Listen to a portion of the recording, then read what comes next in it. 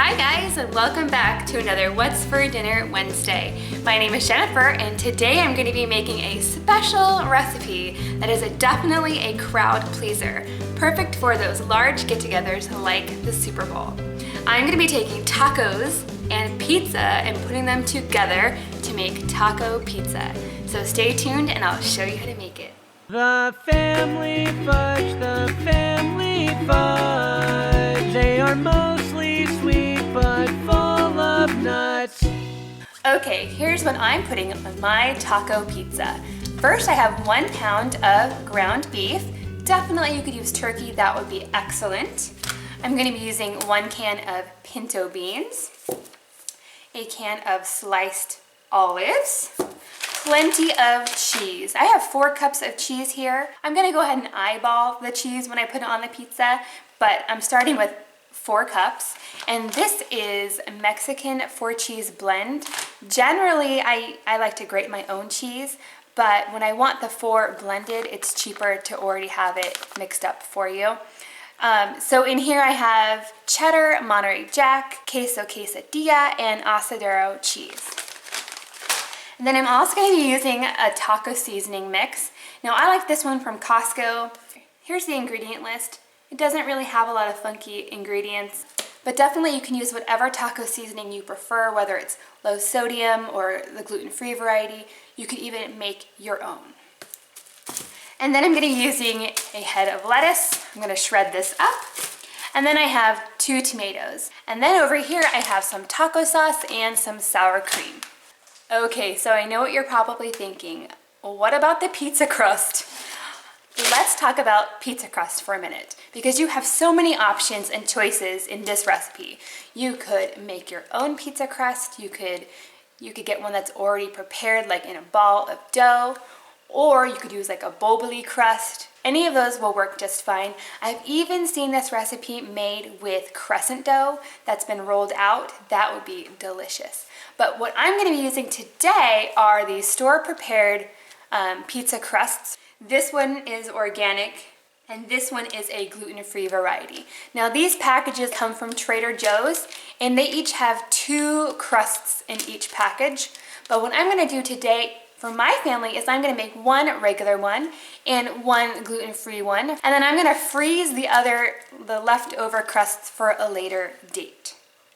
So yeah, lots of choices on your crust. Whatever you decide on doing, you're going to want to follow the cooking instructions for that crust. So like these ones say to bring them out of the freezer for about 15 minutes before you cook them, and to preheat your oven to 425.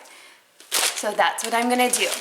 Now for me, I have a gluten-free one, so I'm gonna make sure that I make the gluten-free one first, and then I make the regular one so I don't have any cross-contamination with my ingredients. Okay, so we're gonna need to cook our meat before it goes on to the pizza. So I'm just gonna go ahead and throw this into a pan and brown it up. So I've got my beef browning in a pan over there. And while that's happening, I'm gonna go ahead and shred up my lettuce. Now this lettuce is not going in the oven because that would be kind of weird. It's actually gonna go on top of the pizza after it comes out and cools down a little bit. So it'll be like a salad on top of the pizza. So I'm gonna make sure to cut these really nice and thin so that when you bite into it, it doesn't like fall all over your clothes.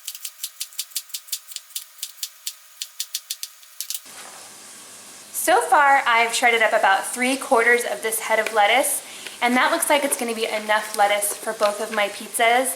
So I'm gonna go ahead and reserve this for a later date, maybe make myself a yummy wedge salad later, but I'm not gonna go ahead and cut this because I think that this is gonna be plenty. All right, so here's my beef. It's all cooked through, and I've drained most of the grease out of there. So now what I'm gonna go ahead and do is I'm going to add a 1/4 cup of this seasoning, but if you're using a packet of seasoning, you could throw in the whole thing. Okay, there's about a 1/4 cup of that. And then I'm gonna add a 1/4 cup of water. We want this beef mixture to be a little bit saucy because unlike a regular pizza that has marinara sauce, this will not have This will not have that. So we want this to be a little bit on the saucy side. Okay. There we have that. Now I'm gonna go ahead and open my can of pinto beans, drain it, and throw them in there with the meat. All right, in go my drained beans. A couple more in there. Okay, actually I told you guys wrong. It was supposed to be 3/4 of a cup of water, not just 1/4. So I'm gonna go ahead and put 2 more of these in there.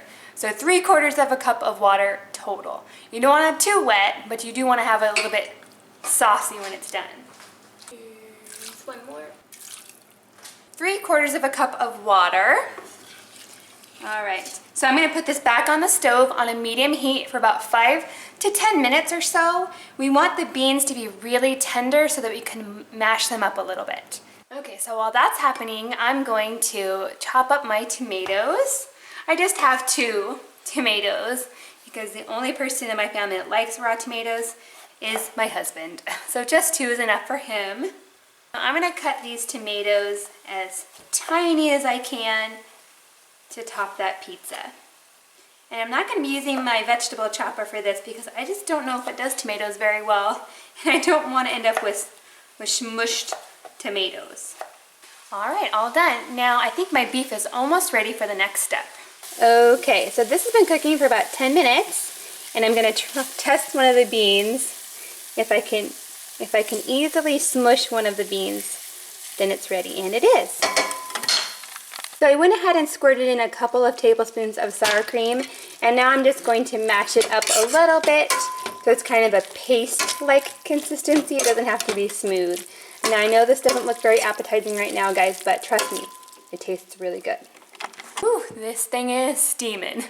So our meat and bean mixture is all done. I went ahead and left some of the beans whole. I didn't crush them all. And also, I didn't put any more salt or pepper in this because for me, my taco seasoning is plenty salty and has the right spice level for us. But if you wanted to add salt and pepper to this, I would taste it and then add it if you wanted to at that point. So now I have all of my things ready to go. I've got my meat, I've got my toppings, I've got my cheese. I'm ready to build these pizzas. And steal an olive. Or 2. All right, so like I said, I'm gonna start with my gluten-free crust first. This has been out of the freezer for about 15 minutes. That's what it suggests on the package. And my oven is already at 425. So you can get this open. All right, there's one of the crusts. This other one I'm gonna wrap up and put back in the freezer for another pizza. Now, I'm not putting any sauce on this point. I'm just gonna go ahead and put the meat mixture. Now I'm making 2 pizzas about this size, so I'm gonna go ahead and put about half of the meat on this one and half of the meat on the other one. But depending on what kind of crust you're using, you might have to do it differently. But you know, just get the meat on the pizza, basically. Oh, it's smelling good. Okay, now at this point, we're just going to add the cheese, and you put whatever amount of cheese that you prefer. I like my pizzas extra cheesy, but I also don't like my pizza toppings to just slide right off, so put that on there, just like that. Now while I'm choosing my pizza, I'll give you a little story. So I grew up in Northern California, and I went to public school, and one of my favorite meals or lunches that they used to serve at my school was called a fiestada. And that was basically like this, a taco pizza. It had meat, taco seasoning, lots of cheese. It was probably really unhealthy for us, but it tasted so good. We didn't have a lot of really good cafeteria food growing up, but definitely a fiestada was one of them. Now let me know in the comments down below if you had fiestadas in other parts of the country at your school. Let me know, because I think it's just a California thing, but I'm not sure. All right, so there I have my meat and my cheese. Now at this point, it's ready to go in the oven. I'm not gonna put anything else. And I'm gonna go ahead and follow the directions on my package, which say that this is only gonna take about 15 minutes. because this crust is already pretty much cooked. But if you're using a dough crust, you just cook it until it's done. And then I'm gonna get started on my second pizza. Now these are actually really popular at my Trader Joe's. When I went to the store, there was only one left. I got the last one. And with Super Bowl Sunday being in a couple of days, I'm thinking that that's probably why. Are you guys watching the Super Bowl? Let me know in the comments down below if you're watching. What kind of food are you making? And who are you rooting for? This one is really actually pretty doughy, so it's gonna take a little bit longer to cook than the other one. But it's the same process, just meat and cheese at this point. And if you have a little bit of meat left over that won't fit on your pizza, that's totally fine. It can be a snack for later. Next comes the cheese. This cheese is gonna melt and kind of work as a glue to keep that meat on the pizza. So you wanna make sure to have plenty of cheese on there. All right, so just so you know, this was a 2-cup bag of cheese and I have just a tiny bit left. I didn't get into the second bag at all. But if you're making a larger pizza, you might need more cheese. While I'm waiting for my pizzas to cook, I'm gonna work on the sauce. So I'm gonna take a sandwich-sized baggie, stick it down in there so that it'll stay open for me. And then I'm gonna go ahead and squirt about 4 tablespoons in this bag. I'm just gonna eyeball this. Okay. And then about 4 tablespoons of taco sauce. I'm using the mild, but you could use spicy, you could even use hot sauce if you wanted to do that. And again, I'm just gonna eyeball this, about 50-50, sour cream and sauce. I'm gonna close up my bag, and then I'm going to mix it. I'm gonna mix it right in the bag, so there's less mess for me later.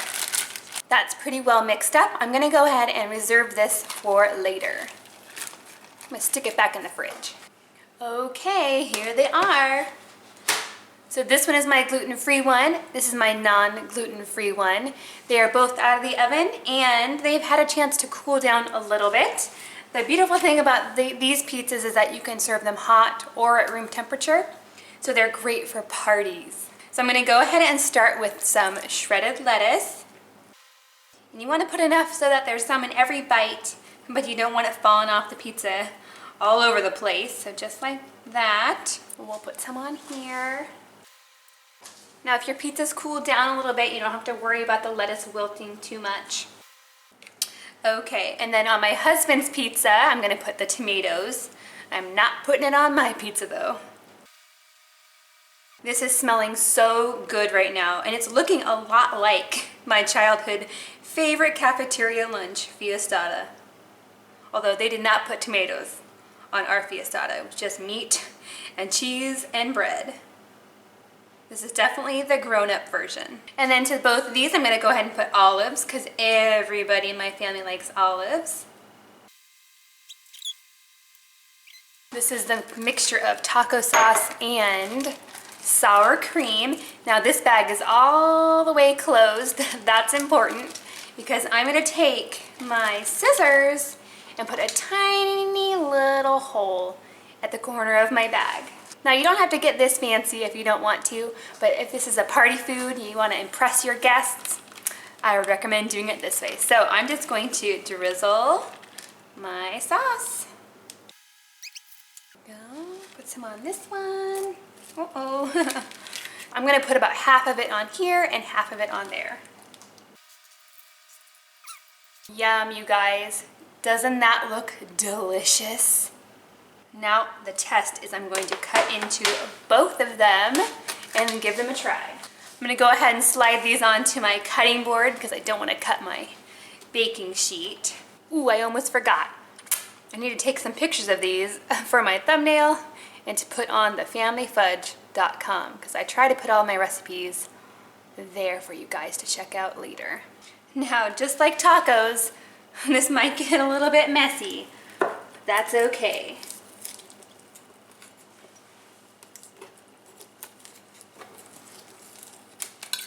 Now, depending on how much you load up the toppings, this may turn into the type of pizza where you eat it with a fork, but that's fine too. So now to give it a try. It is so good, you guys. Now for me, I think I might put a little bit more hot sauce on mine. I'm gonna give this gluten-free one a try. I hope that you love it. And let me just say, this gluten-free crust from Trader Joe's is really good, especially for gluten-free. You almost can't tell the difference. All right, guys, there you have it, taco pizza. Let me know in the comments down below if you have any favorite mashup recipes and what your favorite kind of specialty pizza is. I hope your Wednesday is awesome. Thanks for watching, and I'll see you next time.